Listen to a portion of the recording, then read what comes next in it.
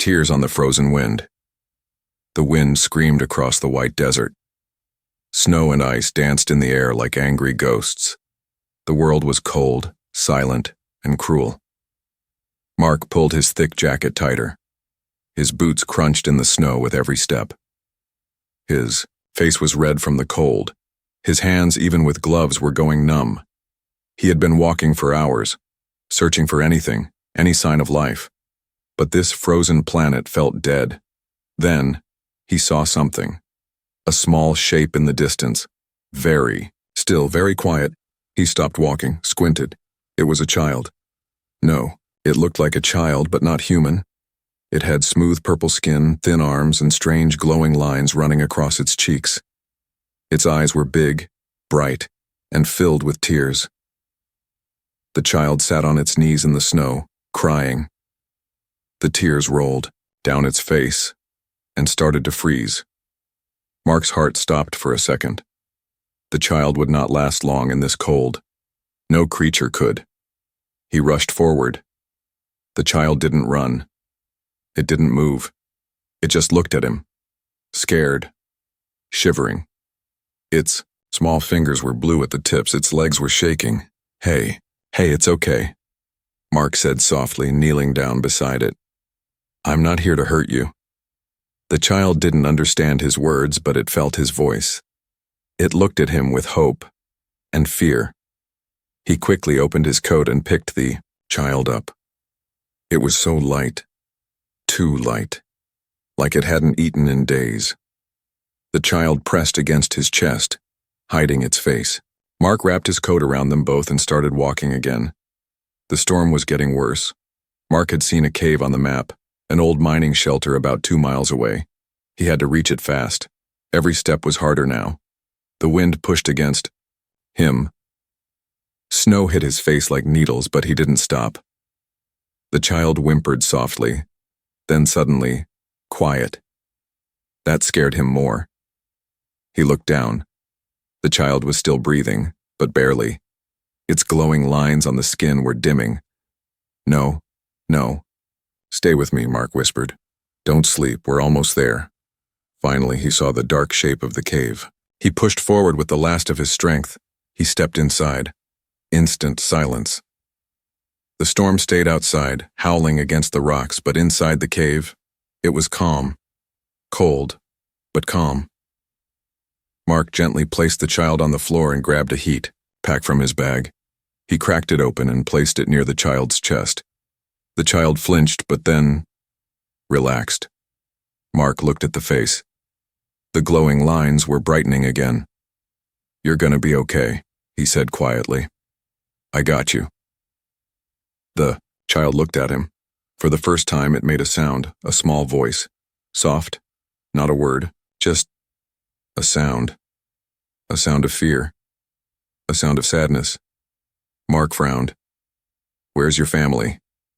he asked. The child just stared. Mark sat down beside it and lit a small camp light. The warm glow filled the cave. Suddenly, growl. Mark froze. That sound was not the wind. He turned his head toward the entrance. Another growl. Louder. Closer. Something was out there. He stood up slowly, moving in front of the child. He picked up a flare gun from his belt and loaded it. Sniff. Sniff. Heavy breathing from outside. Something big was smelling the air. Mark's mind raced. It had followed them. He could feel the child trembling behind him. "Shh," he whispered. Then, silence. Too quiet. Mark waited, eyes locked on the dark entrance. Nothing came in. He didn't relax. He couldn't. The danger was not over. But for now, they were alive. Shelter in the ice cave. The cave was dark, but it was safety.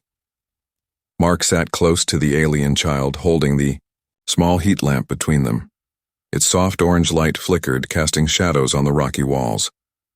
The wind outside still howled, but here, the world felt far away. The child didn't speak. It just stared, wide-eyed, tired, confused. Mark gently offered it a protein bar. It didn't move. He broke the bar into smaller pieces and placed one in front of the child. It slowly reached out, sniffed it, and took a bite. Mark smiled. Good. You need strength. The child chewed slowly, like food was a memory it had almost forgotten. Mark took off his gloves, warming his fingers over the lamp. He glanced around the cave. Old mining tools, broken crates, dust, ice on the walls, and something strange. He stood and walked deeper into the cave, his flashlight bouncing off the walls. In the corner, he found a metal door, half buried under snow and rock. It had alien writing on it. Not human, not from Earth, he muttered. Suddenly, snap! A rock shifted behind him. He turned fast, gun ready. But it was the child. It had followed him, quietly, curious. Mark exhaled. You scared me. The child pointed at the door. It's glowing, skin flickered with light again. You know this place, don't you? He said softly. The child didn't answer with words, but its eyes said yes. Mark tried the door. It didn't open. Sealed. He looked back at the child. Is your family inside? The child looked down, then slowly nodded. Mark's chest tightened. They weren't just hiding here. This was home, or had been, before the storm, before something terrible, before the thing outside. As if on cue, the cave trembled. Just a little. Just enough. Then came a sound. Low, distant, inhuman. Mark pulled the child close, back quiet. They returned to the front of the cave. Mark turned off the lamp. Total darkness. He crouched behind a crate, holding the child close. Then, a shadow at the cave entrance. Massive, slow, breathing hard. Mark didn't breathe. The child's tiny, hands held his jacket tight. The creature stepped in. Its body was huge, covered in pale fur and jagged ice. Its eyes glowed red. Its breath steamed. Long claws scraped the cave floor. It sniffed the air. One step, then another. Mark readied the flare, gun, but he didn't shoot, not yet. The creature growled, sniffed, and turned. It stared straight at them. Mark's heart stopped. Then, a sound. Not from them. From deeper in the cave. A faint, robotic hum. The creature snarled, turned, and walked toward the sealed door instead. Mark waited. Watched. The creature slammed. Its claws against the door. Once. Twice. Again. But the door didn't open. The child gasped. A tiny sound. The creature whipped its head back. It had heard. Mark fired. The flare screamed across the cave. Bang. A blast of red light blinded the creature. It roared in pain, crashing into the wall. Mark grabbed the child. Run! They dashed deeper into the cave, around corners, through broken tunnels. Behind them, the monster's howls filled the air. The heat lamp dropped and shattered. Darkness swallowed them. Only the child's glowing skin showed the path now, like soft moonlight. Mark panted. We need to hide. He saw a narrow tunnel, barely wide enough for them. He pushed the child in. Then, crawled after it behind them. Silence. Too quiet. Mark held his breath. Then he heard it.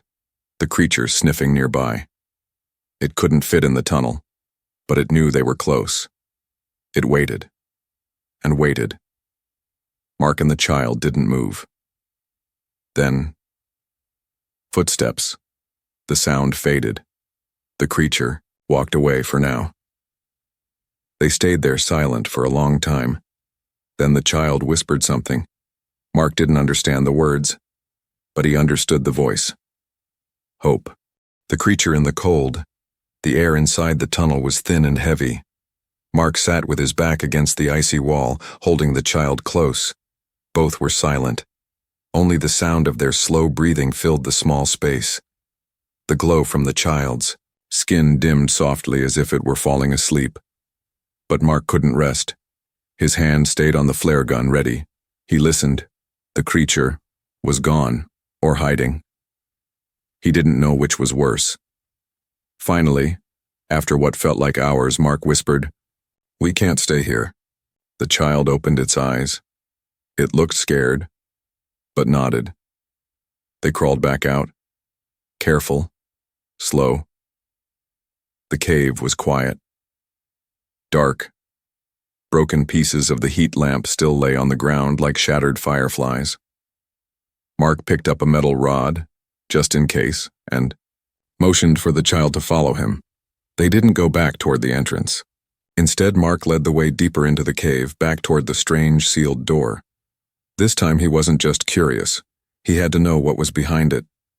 The child walked behind him, head low.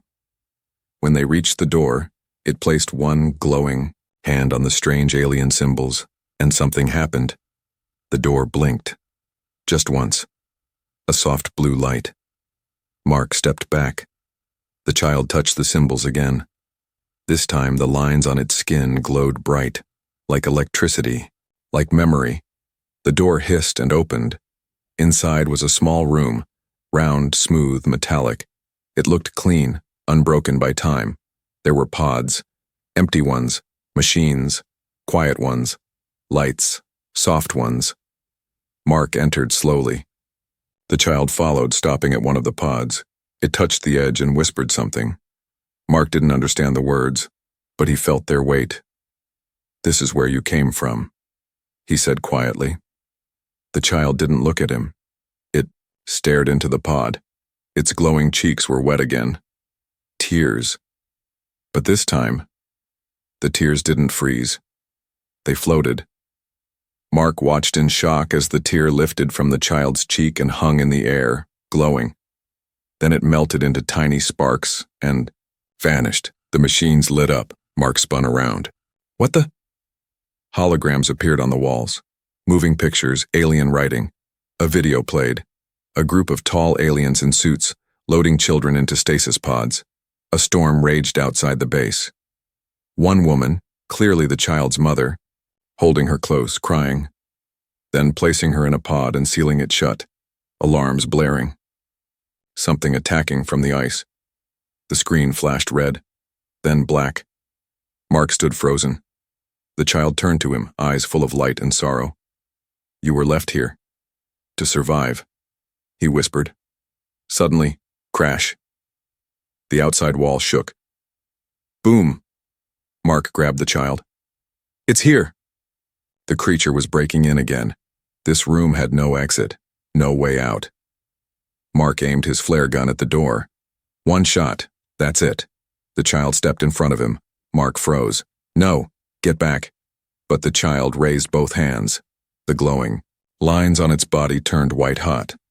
The tears came again. This time they didn't fall. They burned like light. The door exploded open. The creature roared, massive, angry, but it stopped.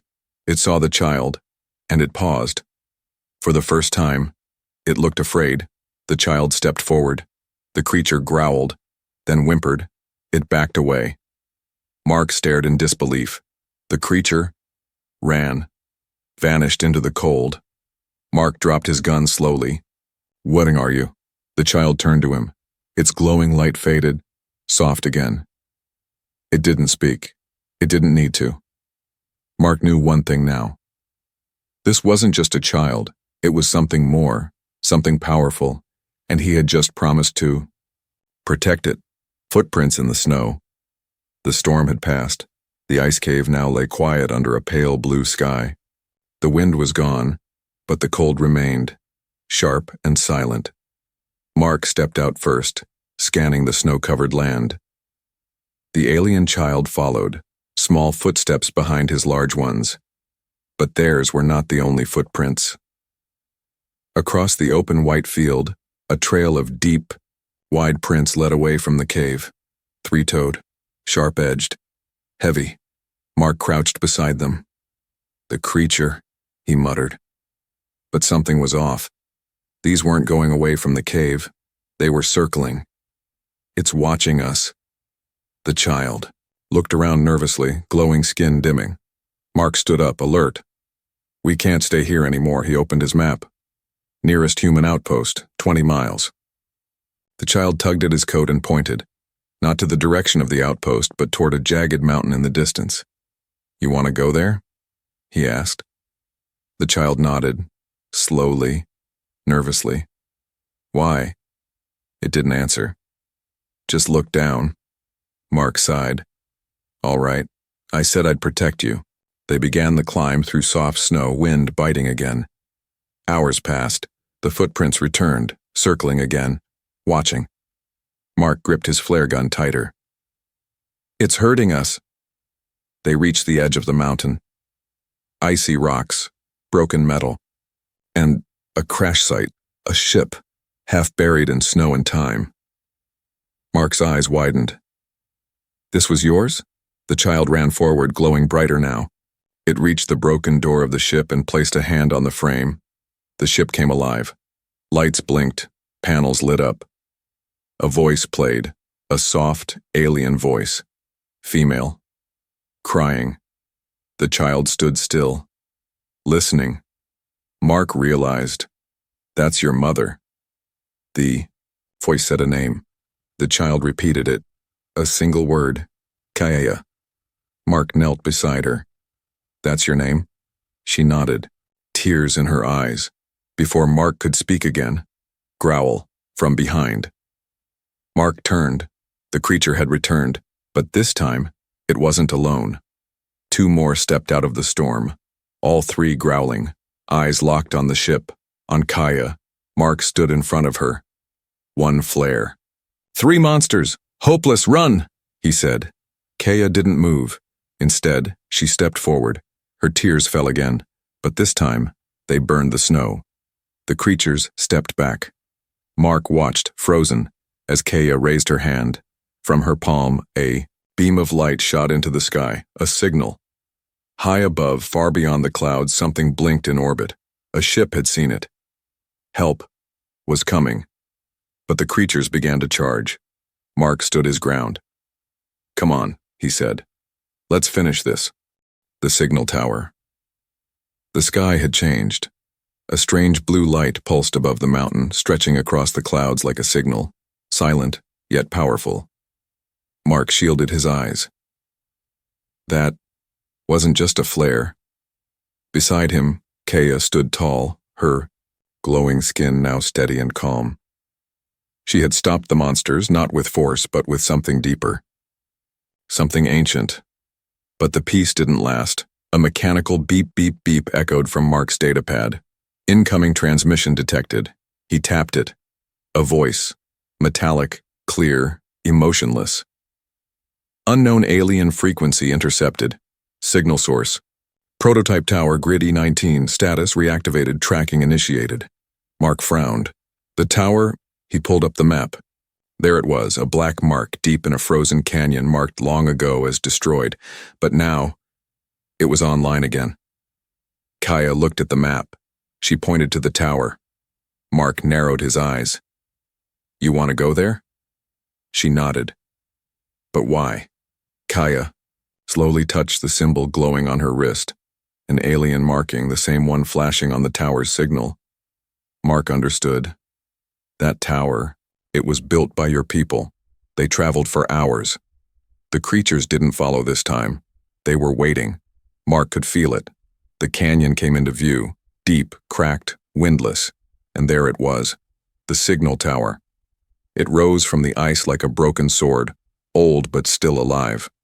Lights blinked. Power surged. Mark stepped toward the door, but it opened before he could touch it.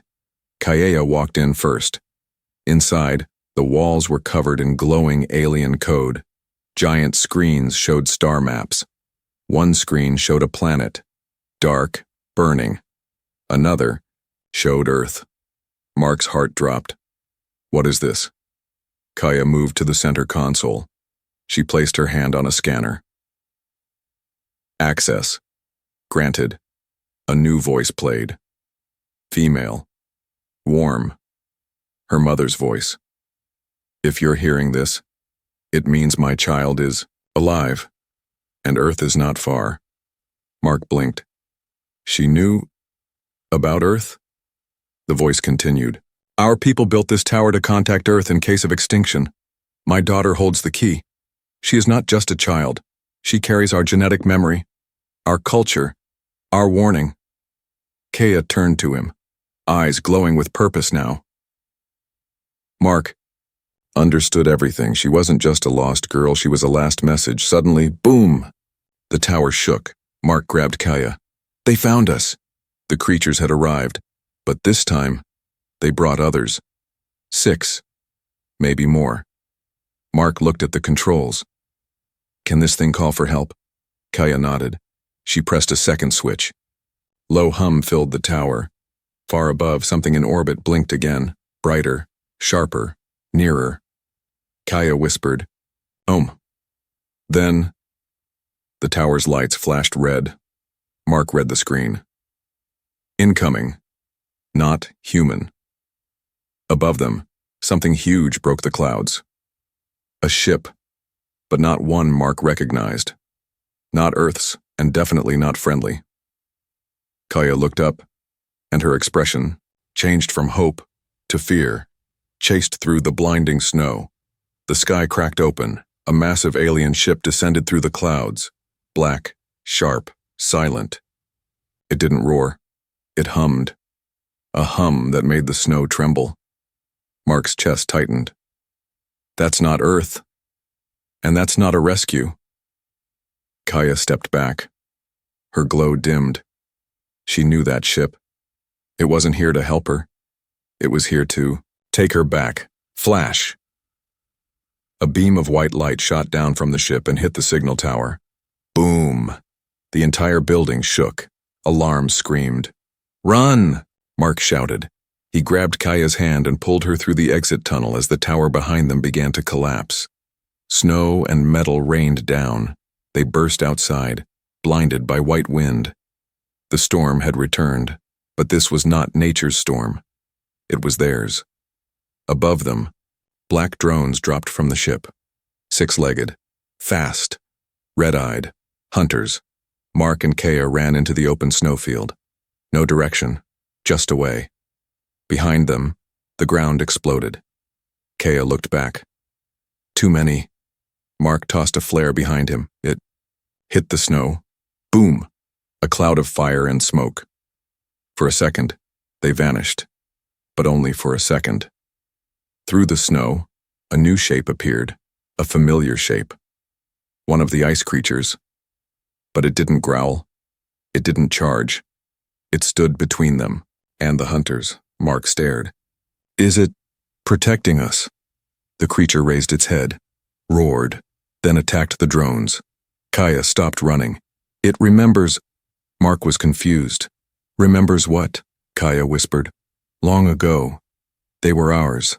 Now broken, but some still loyal. They kept running. The creature fought behind them, buying time. Suddenly they reached a cliff, nowhere else to go. Behind them, fire, drones, and the ship. Ahead, a deep, frozen gorge. Mark looked down. No way across. He turned to Kaya. We're out of time. Kaya didn't answer.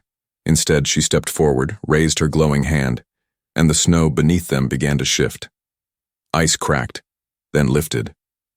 A glowing pathway rose from the gorge, like a frozen bridge. Mark blinked. You're doing that? She nodded. My mother built this path and were this moment. They crossed. The bridge cracked behind them as drones gave chase. Kaya stopped midway.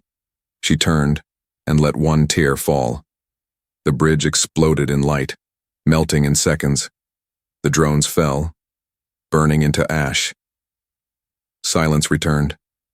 They reached the other side. Mark fell to his knees, breathless. That was incredible. Kaya stood tall now, no longer just a lost child. She was a beacon, a leader. But then, a message played from Mark's radio. Scrambled, weak, but clear. This is Earth Ship Endeavor. We received your signal. Identity, confirmed. Human and alien genetic match. Mission priority, recover the child. She holds the lost code. Mark looked at Kaya. They're coming. Earth is coming. But Kaya didn't smile. She looked at the sky and whispered, "So is the war." Warmth beyond the ice. The storm was gone. But the silence that followed was heavier than noise.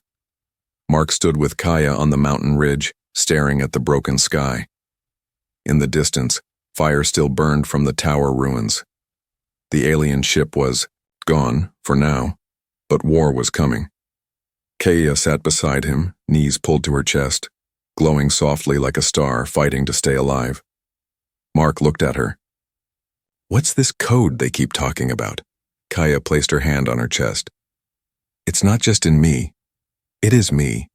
He frowned. "You're saying?" She nodded. "I was created, not born. A message, a memory, a warning." Above them the clouds opened, and through the break, they saw it. Earth's ship. It was huge, clean, silver. Unlike the hunter ship, it carried hope. Kaya's eyes lit up. The ship began to descend. A hatch opened. Mark raised his flare and fired. The key. Red streak climbed the sky like a cry for peace. The ship responded with a soft musical tone. They were seen. As the Earth crew landed in protective suits, weapons ready, they didn't point them at Kaya. Instead, one officer stepped forward. A woman. She removed her helmet. Human, kind eyes. She looked at Kaya, then Mark. "You did well." Mark stood. "She's more than a survivor. She's the key to something bigger." Kaya stepped forward. The woman knelt.